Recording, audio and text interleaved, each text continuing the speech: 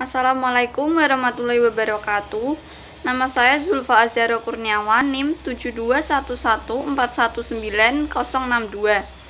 Pada kesempatan kali ini saya akan menjelaskan bab 1 pengantar sistem informasi.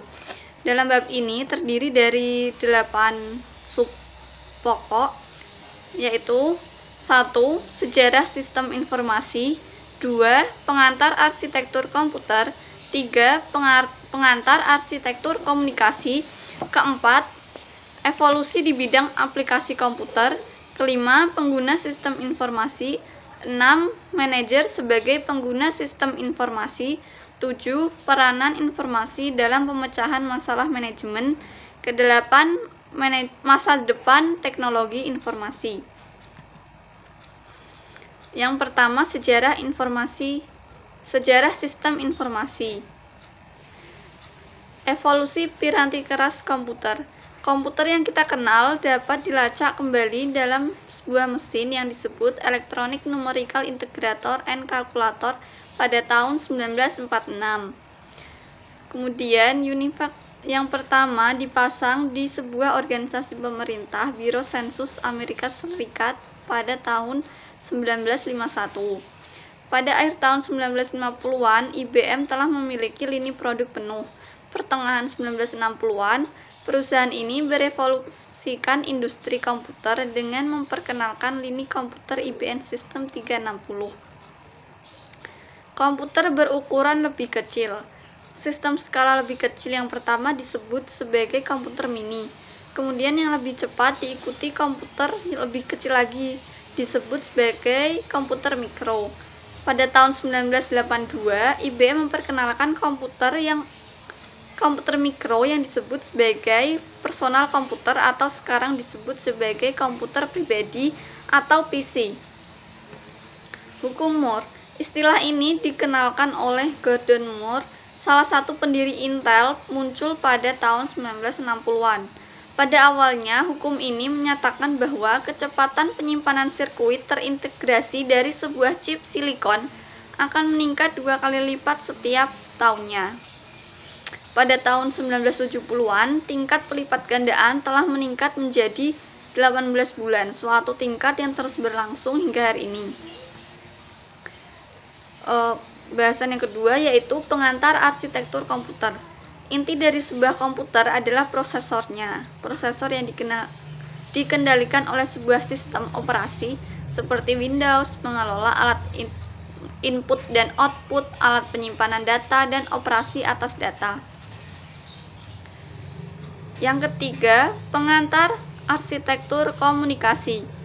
Komunikasi antar komputer dibatasi oleh adanya fakta diprioritaskannya komunikasi telepon antar manusia. Komunikasi antar komputer yang tidak mempergunakan sistem telepon publik biasanya akan jauh lebih cepat. Kini, komputer dapat berkomunikasi melalui jaringan nirkabel. Berikut ini adalah gambar arsitektur komunikasi. Keempat, evolusi di bidang aplikasi komputer. Yang pertama, sistem pemrosesan transaksi. Berikut ini adalah gambar model sistem pemrosesan transaksi, di mana sumber daya fisik input, sumber daya fisik output berada di bawah. Kemudian, data dari berbagai sumber tersebut akan disimpan dalam basis data atau database yang akan diolah oleh peranti lunak, diproses. Kemudian data akan diolah menjadi informasi yang akan berguna bagi manajemen dan lingkungan perusahaan. Sistem informasi manajemen. SIM didefinisikan sebagai suatu sistem berbasis komputer yang membuat informasi tersedia bagi para pengguna yang memiliki kebutuhan serupa. SIM akan menghasilkan informasi melalui 2 jenis peranti lunak. Yang pertama, peranti lunak pembuat laporan yang akan menghasilkan laporan berkala ataupun laporan khusus. Yang kedua, model matematis. Model ini sebagai hasil dari suatu simulasi atas operasi perusahaan. Berikut ini adalah model sistem informasi manajemen. Kemudian sistem kantor virtual. Otomatisasi kantor yaitu penggunaan elektronik untuk memfasilitasi komunikasi. Manajer menggunakan teknologi untuk melakukan pengelolaan atas bagian tugas administratif di tahun 1960-an. Kemampuan aplikasi otomatisasi kantor untuk dapat dilakukan di mana saja telah melahirkan konsep kantor virtual atau virtual office. Sistem pendukung pengambilan keputusan adalah suatu sistem yang membantu seorang manajer atau sekelompok kecil manajer memecahkan suatu masalah. Sistem perencanaan sumber daya perusahaan atau Enterprise Resource Planning System adalah sistem berbasis komputer yang memungkinkan manajemen seluruh sumber daya perusahaan dalam basis keseluruhan organisasi. Kemudian pengguna sistem informasi, karyawan administrasi di bidang akuntansi, manajer, staf profesional lainnya. Kemudian manajer sebagai pengguna sistem informasi. Tingkat manajemen yaitu ada 3. Yang pertama, tingkat perencanaan strategis. Artinya ini tingkat puncak di mana fakta bahwa keputusan manajer seringkali memiliki dampak pada keseluruhan organisasi untuk selama bertahun-tahun ke depan. Kemudian tingkat kendali manajemen.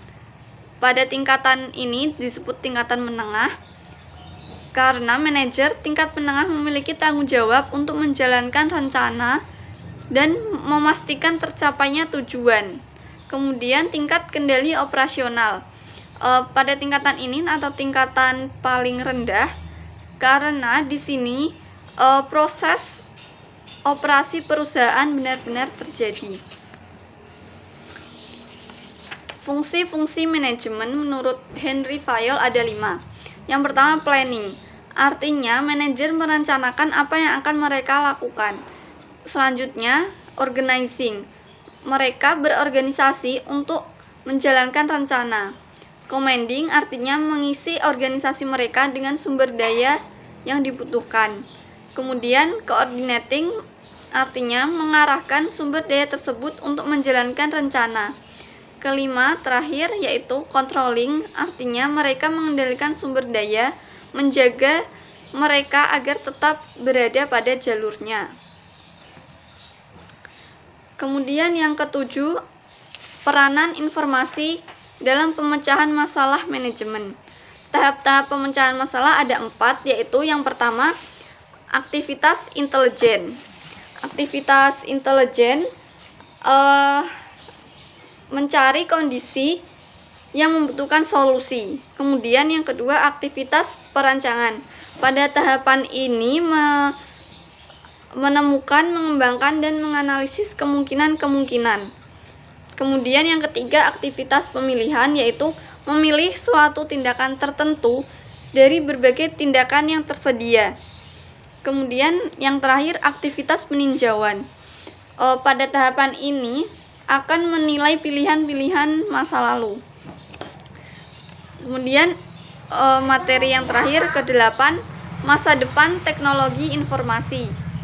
Masa depan teknologi informasi akan didorong oleh biaya yang lebih rendah dan meningkatnya kekuatan komputer maupun komunikasi.